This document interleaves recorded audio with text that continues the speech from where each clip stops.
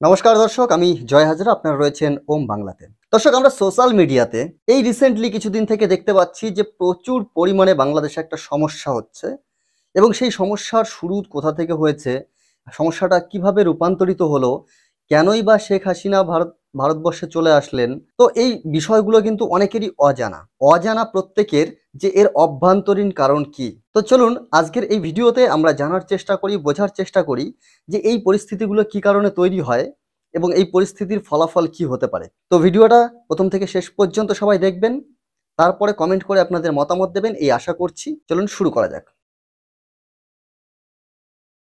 দর্শক, যখন বাংলাদেশে কোটা আন্দোলন শুরু হয় তখন আমাদের ভারতবর্ষের কিছু কিছু মানুষ, আমার পরিচিত জানাশোনা যাদের ভিডিও আমি দেখি, তারা কিন্তু সমর্থন করেছে। তাদের কথার মধ্যে আমরা যেটা বুঝতে পেরেছি সেটা ভারতবর্ষের যে কোটাগুলো রয়েছে সেই কোটাগুলোও কিন্তু তুলে দেওয়া উচিত, এইরকম বক্তব্য তারা দিয়েছে। হ্যাঁ, একটা জায়গাতে চিন্তা ভাবনা এরকম আসতেই পারে যে প্রকৃত যারা শিক্ষার্থী, যারা পড়াশোনা করছে, যোগ্য ব্যক্তি, তারা চাকরি পাচ্ছে না, কিন্তু তাদের তুলনায় একটু কম যোগ্য ব্যক্তি তারা চাকরি পেয়ে যাবে, তারা সরকারি চাকরিজীবী হবে। এটা তাদের একটা মানসিক চিন্তা ভাবনার মধ্যে আসে, এটা অস্বীকার করার কিছু নেই।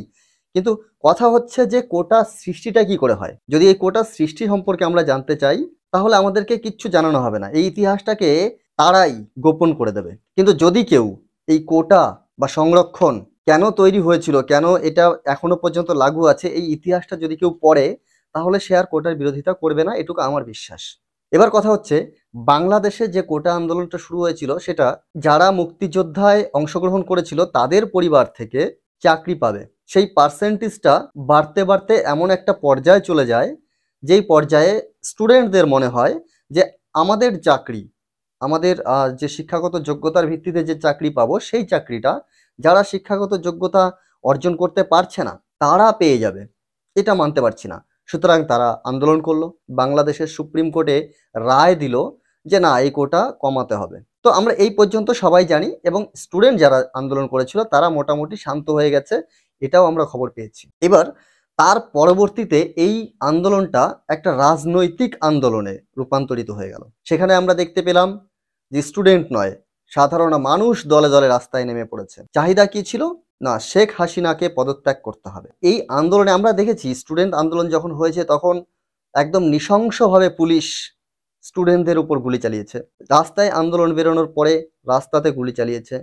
এই জিনিসগুলো দেখে আমরা প্রত্যেকেই একটা শোকের মধ্যে চলে গেছিলাম যে আমাদের পার্শ্ববর্তী দেশ বাংলাদেশ, আমাদের কালচার, পশ্চিমবঙ্গের বাঙালিদের কালচার এবং বাংলাদেশের বাঙালিদের কালচার কিছুটা হলেও এক, এবং সেখানে অর্থাৎ বাংলাদেশে এখনো পর্যন্ত ধর্মের ভিত্তিতে দেশ ভাগ হওয়ার পরেও এখনো পর্যন্ত সেই বাংলাদেশে প্রচুর পরিমাণে সনাতনীরা বসবাস করে, হিন্দুরাও বসবাস করে। তো সেই জায়গাতে এই আন্দোলন রূপান্তরিত হলো স্বাধীনতা আন্দোলনে।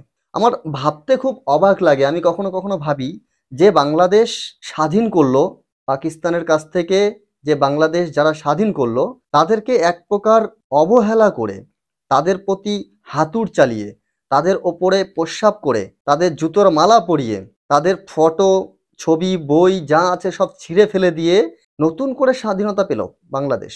তবে কার হাত থেকে, কে স্বাধীনতা পেল? এইগুলো যখন আমরা বাইরে থেকে দেখি তখন সত্যি একটু হাস্যকর মনে হয়, মানে বুঝে উঠতে পারি না যে কেন এইগুলো হচ্ছে। আসলে কথা হচ্ছে, আমরা দেখেছি আমাদের পশ্চিম প্রান্তে যে পাকিস্তান রয়েছে সেইখানকার দেশের পরিস্থিতি, অবস্থা আমরা এখন বিভিন্ন নিউজ থেকে পাই।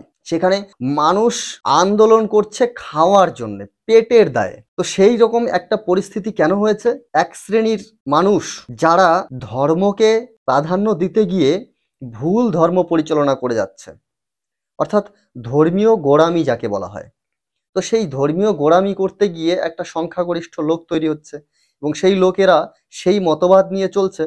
এবার সেই মতবাদ যখন একটু বড় রূপ ধারণ করবে, স্বাভাবিক ব্যাপার, তাদের শক্তি বাড়বে এবং শক্তি বাড়লে তারা চাইবে যে আমরা ক্ষমতা নেব। তো আমরা সেটা দেখেছি, পাকিস্তানের ক্ষেত্রেও দেখেছি, শ্রীলঙ্কার ক্ষেত্রেও দেখেছি, এবং আর এই সময়ে দাঁড়িয়ে আমরা বাংলাদেশের ক্ষেত্রেও সেই একই জিনিস কিন্তু আমরা দেখতে পাচ্ছি। এবার সুস্থ মস্তিষ্কে যদি আমরা ভাবি যে এই যে সরকার পরিবর্তন করার আন্দোলন গণপ্রজাতান্ত্রিক বাংলাদেশে, সেখানে জনগণের ইচ্ছেতেই সবকিছু তৈরি হয়। তো সেই জায়গাতে যদি মনে হয় যে সরকার দুরাচারী হয়ে গেছে, সরকার ঠিক চলছে না, সরকার ঠিকভাবে পরিচালনা করতে পারছে না, তাহলে সেটা একটা গণতান্ত্রিক ব্যাপার ছিল, যেখানে আন্দোলনও হতো, সেখানে নির্বাচনও হতো, সরকার পরিবর্তনও হতো। কিন্তু না, আমরা দেখতে পেলাম যে সেখানে মানুষ দা, হাসুয়া, কাঁচি, লাঠি, বন্দুক, বোমা ইত্যাদি নিয়ে বেরিয়ে পড়লো।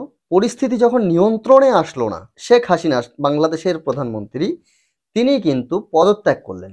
এবং পদত্যাগ করার পরে আমরা কি ছবি দেখতে পাচ্ছি? পদত্যাগ করার পরে দেখলাম সেই রাজভবনে, অর্থাৎ তার বাড়িতে, প্রধানমন্ত্রীর বাড়িতে লুটপাট হলো। ঘরের কোনা কোনা থেকে বিভিন্ন জিনিস তুলে নিয়ে যাওয়া হলো। স্বাধীনতা যদি পেয়ে থাকে তাহলে এটাই কি স্বাধীনতা, যে যে কোনো জিনিস নিয়ে যেতে পারবো? এটাই বোধহয় বাংলাদেশের মানুষের কাছে স্বাধীনতা।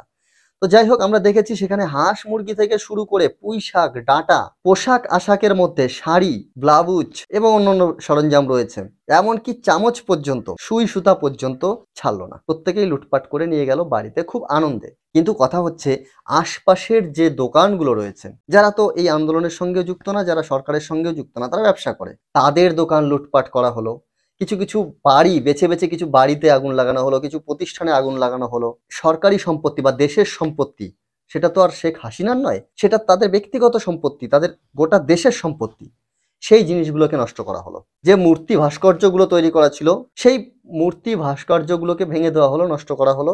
বাদ রইল না রবীন্দ্রনাথ ঠাকুর। সেখানে আমরা এখন কি দেখতে পাচ্ছি? সেখানে বেছে বেছে কিছু খবর আমাদের সামনে আসছে এবং কিছু ফেক খবরও আমাদের সামনে আসছে।